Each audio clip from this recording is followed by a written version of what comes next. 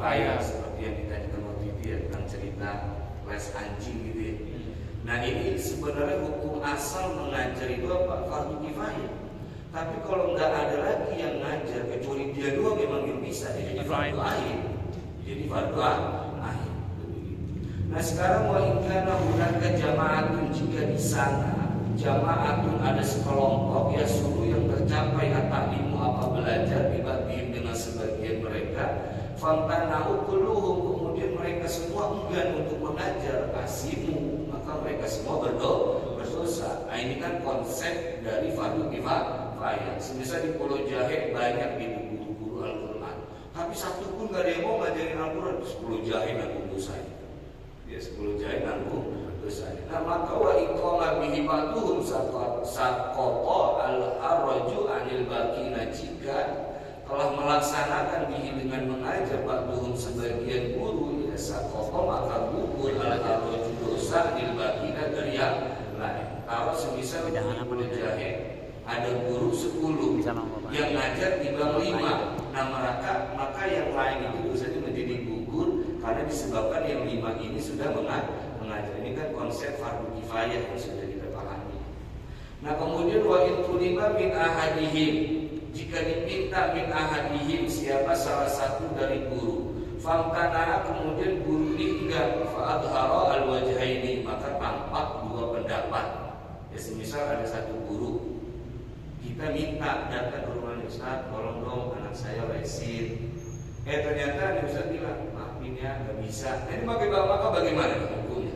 Ketika semisal ada orang minta kepada guru untuk meleskan anaknya, semisal les apa, itu les Quran atau les apa, maka bagaimana? Ini ada dua pendapat. Yang pertama, annahu la yasam, maka menolaknya itu tidak dosa. Lakin nahu akan tetapi yukrahu dimakruhkan lahu baginya dalika apa mencegah idza lam yakun lahu udrun, apabila dia tidak memiliki udzur. Jadi guru semisal ada 10 begitu tadi, atau ada 5 lah. Guru semisal ada 5 di Pulau Jahe. Nah dari yang 5 itu didatangi satu orang, Ustaz tolong dong ajarin anak saya. Nah guru ini nggak mau kan? Jangan anak saya sama yang 4 aja tuh begitu semisal. Maka bagaimana? Guru ini gak dosa, tapi makruh katanya kalau dia tidak mengajar, kalau tidak ada udzur. Kalau ada udzur ya berarti gak jadi makruh. Semisal anak saya ngajinya minta ini Ustaz jam 8 pagi. Nah ada udzur semisal dia jadi PNS atau bekerja begitu, maka itu tidak makruh. Tapi kalau semisal paginya nganggur terus menolak murid, maka itu tidak dosa tapi makruh. Faslun, ini adalah suatu fasal yang yustahabu, disunahkan lil muallimi, bagi seorang guru, ayyakuna, ada siapa guru, harison, itu semangat, ala ta'limihi, mengajarkan murid. Nah ini adabnya nih. Seorang guru itu kalau urusan ngajar harus semangat, juga muksiran, mengutamakan dzalika atau lidzalika, kepada mengajar, ala masalihi nafsihi, atas maslahat dirinya, ad-dunyawiyati, yang bersifat duniawi, allati laisat bidoruriyatin, yang mana maslahat itu bukanlah kebutuhan doruri atau kebutuhan primer. Kebutuhan itu kan tingkatnya ada 3 ya. Ada primer, ada sekunder, kemudian ada tersier, kan begitu. Nah, seorang guru itu tidak boleh mengalahkan mengajarnya kalau kebutuhannya bukan yang sifatnya primer. Tapi kalau kebutuhan itu sifatnya primer, boleh untuk meninggalkan mengajar. Itu begitu. Tapi kalau bukan primer banget nggak boleh. Itu begitu. Semisal, contoh, saya ada jadwal ngajar, istri ngajakin jalan-jalan gitu, shopping semisal, yuk jalan-jalan. Sementara saya punya jadwal. Nah shopping ini kan bukan primer. Ya, shopping ini kan bukan doruri, bukan kebutuhan pokok buat manusia. Maka saya nggak boleh mengalahkan mengajar, mendahulukan istri. Misalnya yang ngajak shopping. Nah itu nggak boleh. Seorang guru harus mengutamakan mengajarnya ketimbang maslahat dirinya yang bukan bersifat doruri atau primer. Tapi kalau sifatnya primer dia boleh untuk meninggalkan mengajar. Makanya tadi kebutuhan itu tadi ada tiga. Kalau bahasa Arabnya ada doruriyah, ada hajiyah, ada tahsiniyah. Artinya tadi itu primer, sekunder, tersier. Kemudian juga wa ayyufarriqa qalbahu fi hali julusihi liqra'ihim min al-asbab syar'iyyati kulliha. Juga seorang guru itu disunahkan untuk mengosongkan qalbahu kepada hatinya fi hali julusihi di dalam keadaan duduknya liqra'ihim mengajar murid-muridnya, mengosongkan min al-asbab syar'iyyati kulliha dari sebab-sebab yang bisa menyibukkan seluruhnya. Wahia kasiratun ma'rufatun, kesibukan itu banyak juga sudah diketahui. Jadi kalau guru tuh kalau udah duduk, katanya Imam Nawawi, harus dikosongkan hatinya dari sebab-sebab yang menyibukkan sehingga gak fokus ngajar gitu. Akhirnya semisal muridnya bacanya seharusnya ikhfa, nggak dibaca ikhfa karena hatinya lagi sibuk mikirin ini ini, gak dibenerin itu murid lagi. Nah makanya tadi hatinya tuh harus kosong dari segala macam kesibukan. Dan juga wa ayyakun, ada seorang guru juga harus ada harisan semangat ala tafhimihim untuk menyemangat atau memberikan pemahaman kepada si murid. Guru tuh harus semangat. Jadi jangan malah sebaliknya, muridnya nggak paham. Awas belajar. Mohon baca. Itu guru nggak boleh begitu. Justru guru tuh harus semangat. Bagaimana si murid bisa paham? Jadi jangan malah susah banget sih tahu dia dari mana. Mohon baca. Pulang aja. Itu nggak boleh. Seharusnya semangat. Bagaimana si murid itu paham? Mohon baca. Itu nggak boleh. Harus semangat untuk memberikan pemahaman kepada si murid. Dan juga wa ayyu'tiya kullu insanin minhum ma yaliqu bihi. Juga seorang guru harus memberikan kepada seluruh manusia minhum dari murid-muridnya, memberikan ma yaliqu bihi kepada keterangan ilmu yang layak bihi dengan manusia. Juga orang itu memberikan ilmu kepada manusia ya sesuai yang pantas begitu, yang layak. Jangan semisal anak masih SD sudah diajarkan ilmu tauhid yang begitu tinggi. Misalkan kenapa kok sifat wujud yang ditaruh paling pertama? Kenapa kok tidak kidam? Kenapa kok tidak qiyamuhu binafsihi? Yang murid SD mana paham? Enggak nyambung. Udah yang penting apal aja akidah yang 50 itu wujud Allah punya sifat wujud. Enggak usah terlalu dalam mana dalilnya bahwasanya Allah itu wujud. SD pusing. Oh yang ngomong apaan sih? Jadi begini bilang Allah mana ada gitu. Itu kan maksudnya tadi kata Imam Nawawi, berikan ilmu yang memang pantas untuk diberi sesuai. Yang sesuai gitu dengan usianya. Dan juga fala yuksiru, seorang guru juga tidak boleh memperbanyak alaman atas muridnya layah tamilu al-iksara, yang tidak mampu menampung al-iksara kepada banyak. Nah, ini seorang guru juga harus paham kondisi murid. Wah ini kayaknya gak bisa nih ditambahin lagi nih. Udah jangan pakai ditambahin lagi tuh ilmu. Harus bisa paham membaca suasana. Ini kayaknya udah pada pusing deh ini. Udah dah ilmu jangan ditambah di sini aja dah. Dia tuh harus paham si guru ini. Harus paham, jangan egois. Pokoknya saya harus nyampe target aja. Kalau belum nyampe target gak boleh berhenti. Itu kata Imam Nawawi salah. Lihat kondisi murid. Masih siap nerima nggak? Kalau udah nggak siap nerima, udah jangan dikasih. Mantap daripada pegel nih. Begitu, misalnya kayak ngaji, waktunya selesai nggak selesai. Mantap dulu.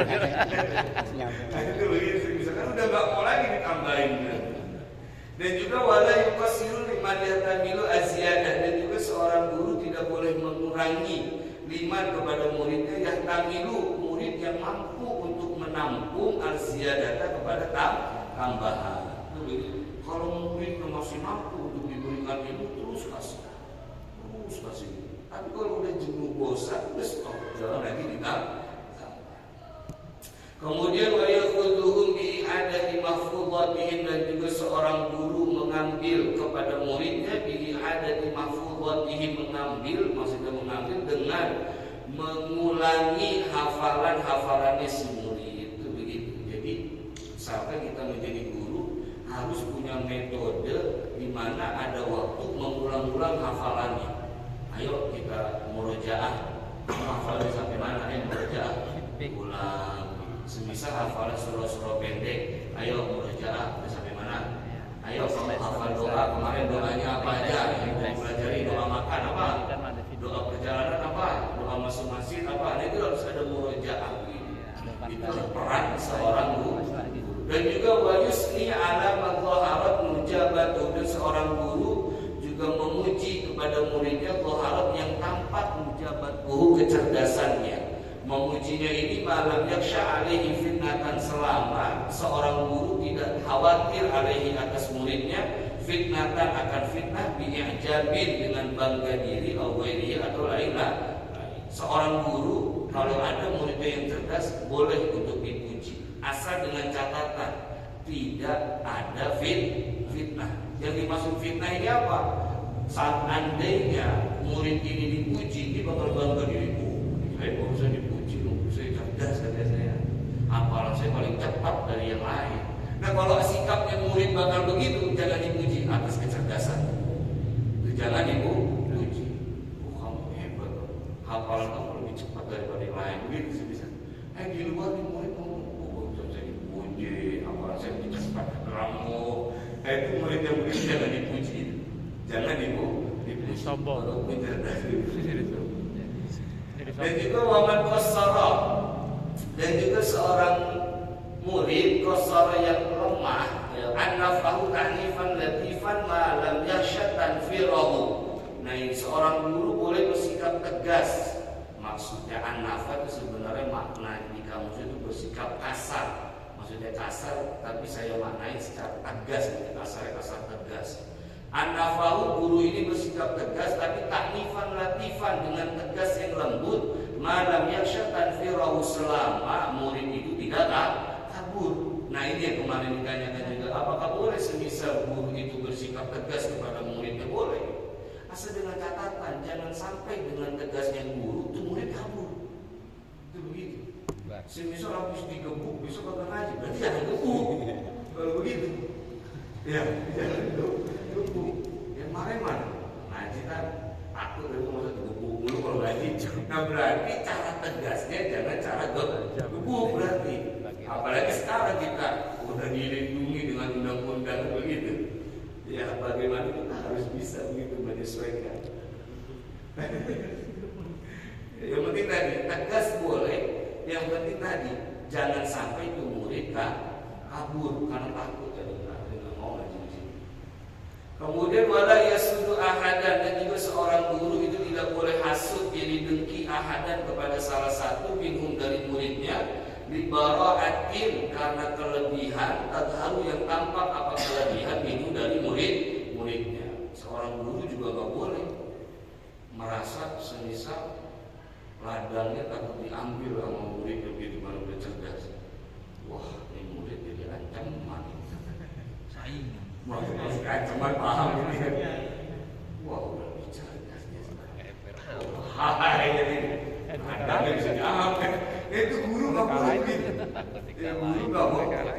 Selalu saya senang kalau punya murid sudah lebih cerdas daripada gurunya. Itu begitu, nggak boleh merasa jadi dengki. Itu nggak boleh.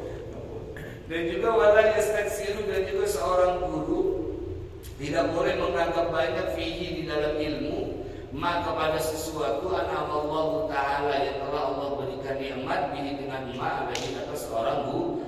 Juga seorang guru gak boleh menganggap banyak atas ilmu yang telah Allah berikan nikmat.